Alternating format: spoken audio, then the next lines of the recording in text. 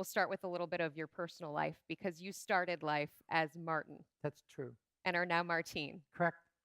Tell us a little bit about that. You've got 2 minutes, Joe. I'm kidding. Right. Well, it's just sort of a journey of gender exploration, what we call today being transgendered, and generally allowing your internal gyroscope of where you feel your gender identity is to express itself, notwithstanding society's efforts to shove everybody into either a male or female box. And that has driven a lot of what you're working on today in terms of thinking about science and technology and how it can shape the world going forward. I mean, generally, I think that there are definitely some real boundaries in life that people have to respect. I look at those mostly as like the laws of physics, but or the laws of society which are created. But within those boundaries of either the laws of society or the laws of physics, there are many borders that we make artificially for ourselves. And I think it's beautiful when people transcend those borders, such as, transmitting energy through the air. That was a border that everybody said couldn't be passed, and we just saw before us that was not a boundary, but just a border that you could walk over and transcend. And you yourself have done this multiple times. You've constantly reinvented the work that you're doing. You began with Sirius Satellite. How did you come up with that idea? So it was really a fascination with satellite earth stations and wondering why the satellite dishes that we see sometimes at cable TV headquarters are so large. And I learned that it was because the satellites that were transmitting to them had such weak power. There's no place to plug in a satellite, there's no nuclear power sources for satellites. And I began wondering if we could make the satellites more and more powerful and focus the energy more and more on a specific part of the Earth, such as the United States, then in turn, the satellite dishes could be made smaller and smaller. And ultimately, you can imagine just taking a flat section of a big satellite dish, it would be almost flat. As your section got smaller and smaller, eventually it would be flat. It could fit conformally in the roof of a car. And ta-da, Sirius XM. It's so interesting that you talk about it that way because so many people, if they started radio in a different form, would be thinking about the content. They'd be thinking about that angle. Did that part of it cross your mind? The content part crossed my mind, especially when I began trying to persuade other people to invest in this project. One of the first things that people brought up was that, well, who's going to financially support this? And my response was that people would pay for this content because the choices on the FM and radio band were quite limited.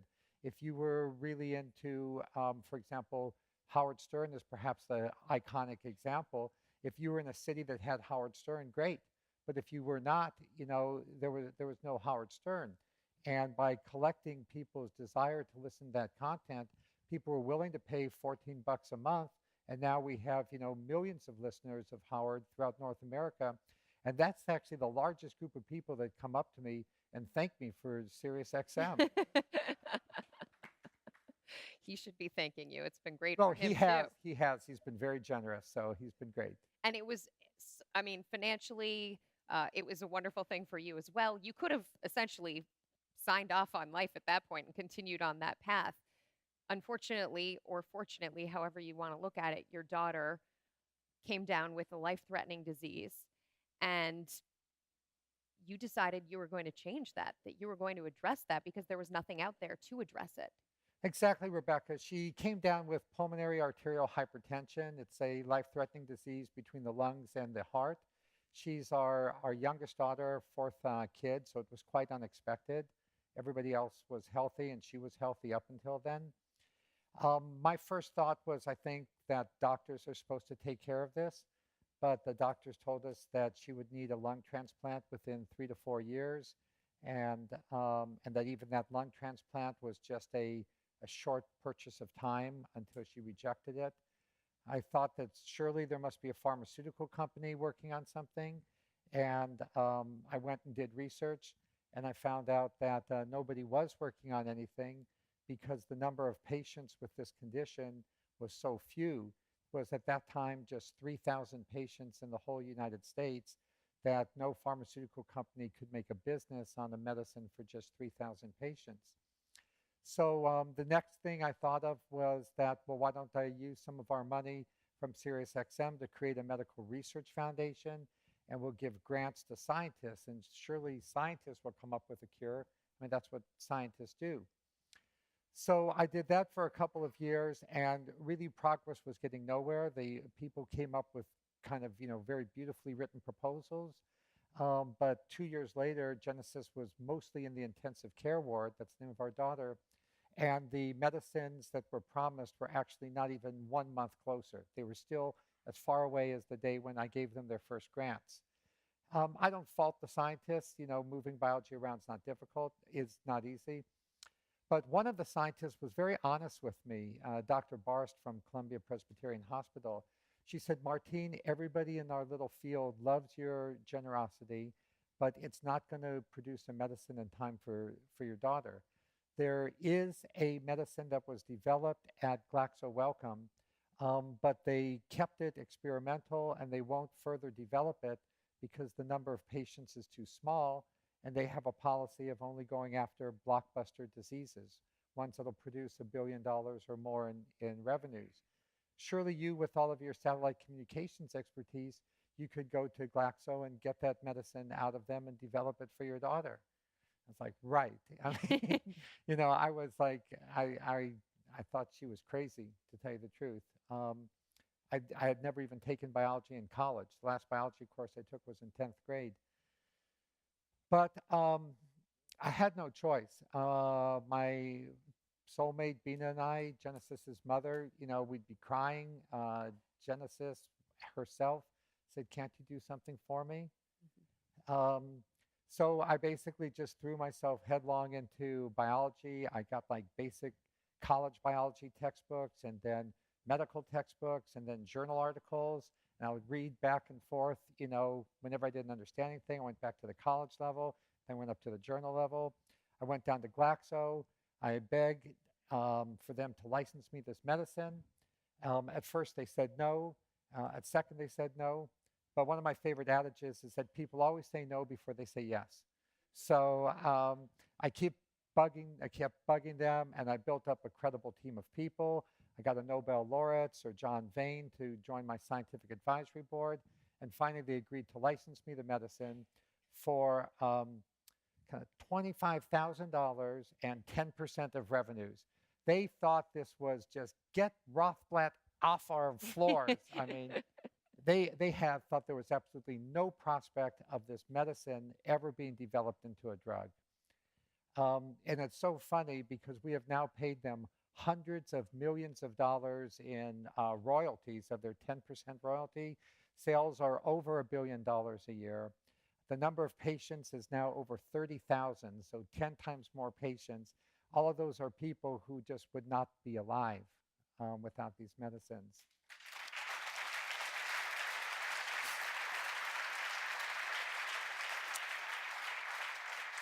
And I must add, as a coda, best of all is the inspiration for all of this. Our daughter, Genesis, she just turned 30, and she's in charge of telepresence and digital screenage at all of our companies, helps everybody work together to develop better and better treatments.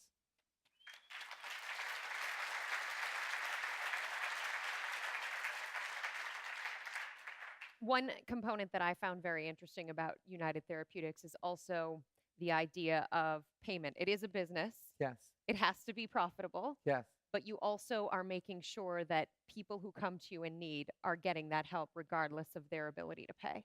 Correct. We faced a fundamental business dilemma at the beginning. Glaxo was, in a sense, right based on what people paid for medicines in the 1990s. You could not support the cost of drug development for a drug that treated 3,000 patients. But fortunately, I did have a legal background too from UCLA Law School.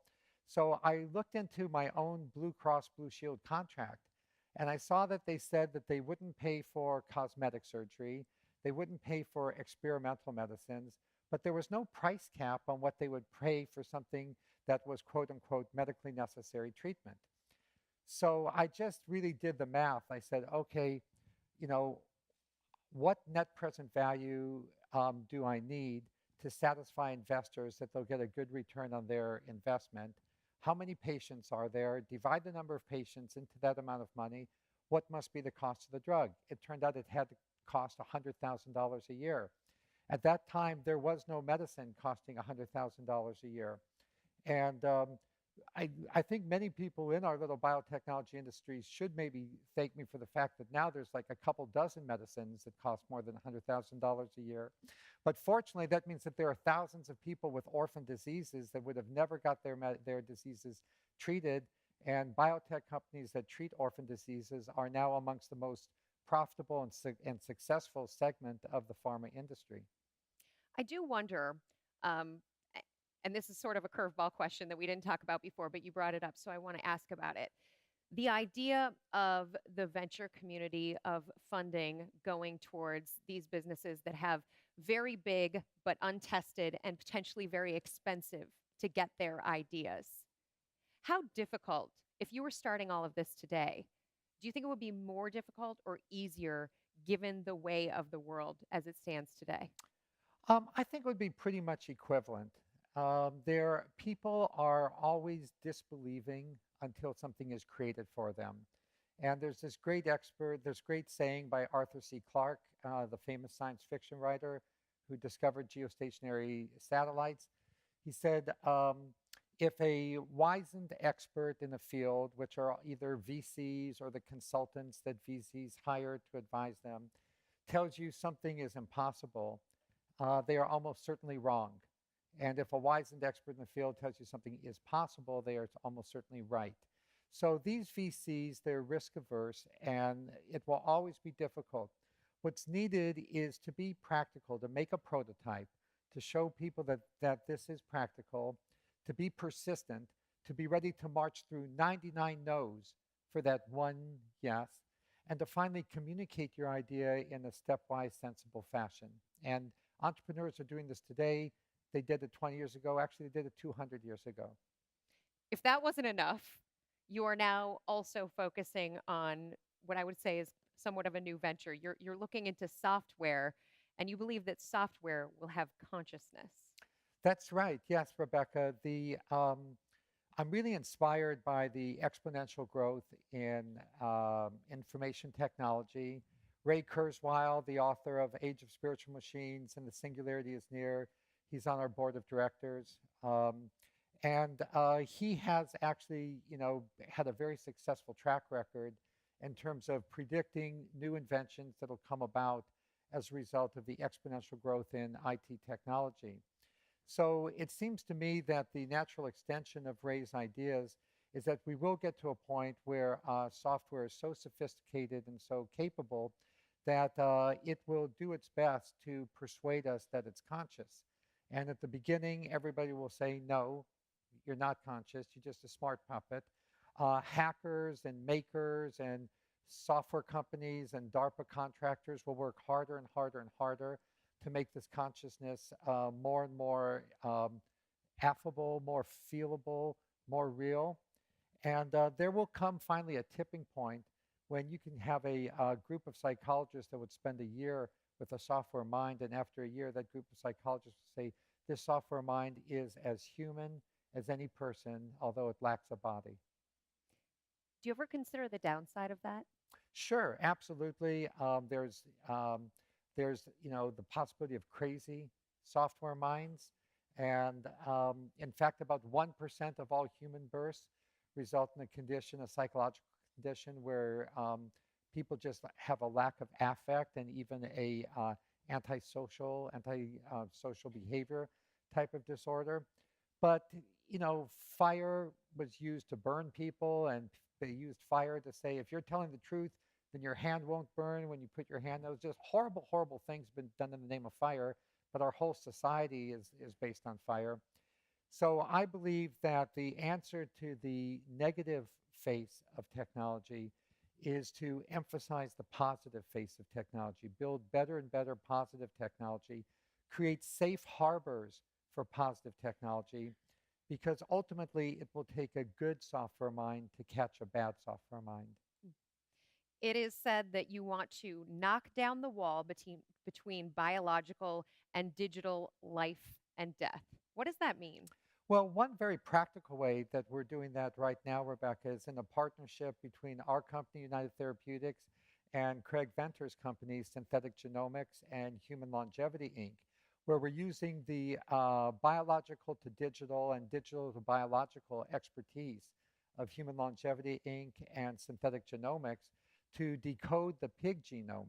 Now, the pig genome results in organs like hearts and lungs and kidneys and livers that are the best size match for human organs of any animal in the animal kingdom, even better matched to us than chimpanzees without the associated ethical issues.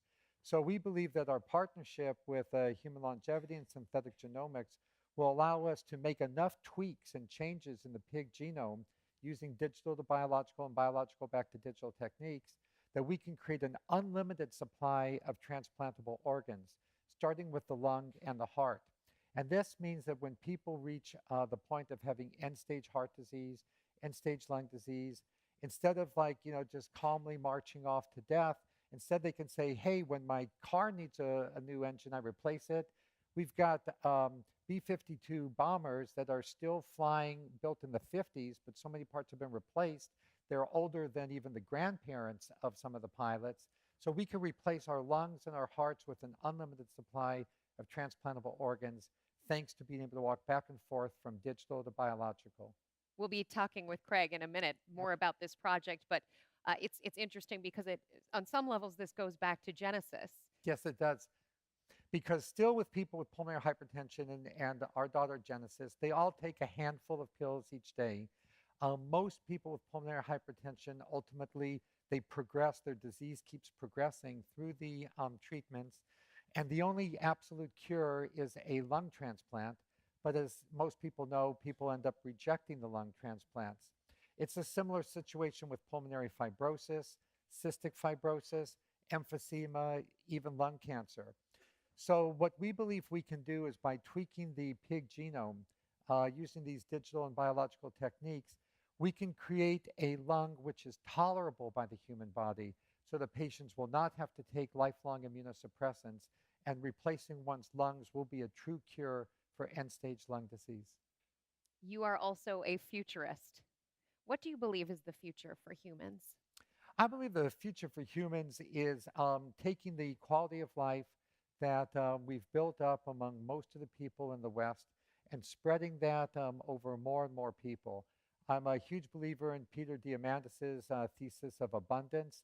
I think that the positive thinking and hope and belief in working hard in science and technology can overcome any problem. Yes, we have horrible problems, the Ebola pandemic in West Africa, the ISIS nihilism in the Middle East.